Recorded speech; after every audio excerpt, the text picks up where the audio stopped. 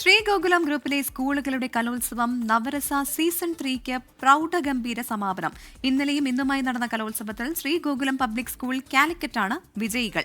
Cinema താരം ജയറാം വിജയികൾക്ക് സമ്മാനങ്ങൾ വിതരണം ചെയ്തു. അരൂർ MLA ദലീമ ജോജോ സമാപന സമ്മേളനം ഉദ്ഘാടനം ചെയ്തു.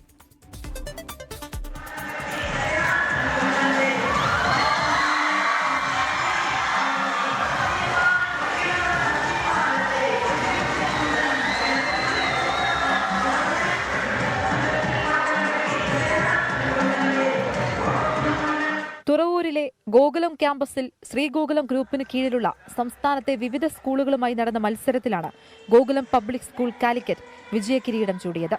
എല്ലാവർക്കും ജീവിതത്തിൽ ഒരു റോൾ മോഡൽ ഉണ്ടാകണമെന്ന് ജയറാം.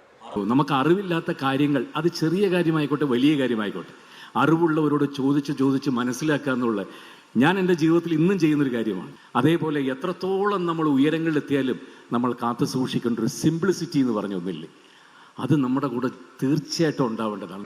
അരൂർ MLA ദലീമ ജോജോ സമാപന സമ്മേളനം ഉദ്ഘാടനം ചെയ്തു. കുട്ടികൾക്ക് വേണ്ടിയുള്ള MLAയുടെ ഗാനവും സമാപന വേദിയെ സമ്പന്നമാക്കി.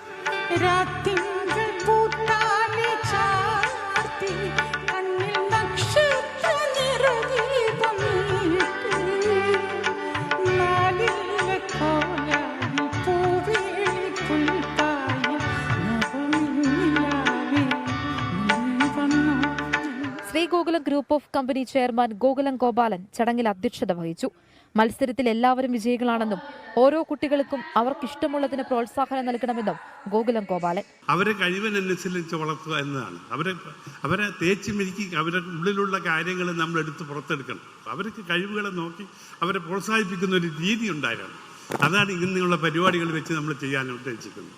വിവിധ മത്സരങ്ങളിലായി 600-ലധികം കുട്ടികളാണ് കലോത്സവത്തിൽ മാറ്റുരച്ചത്.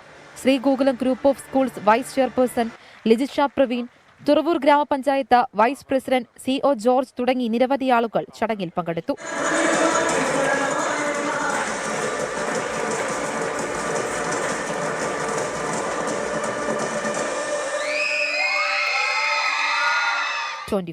കൊച്ചി.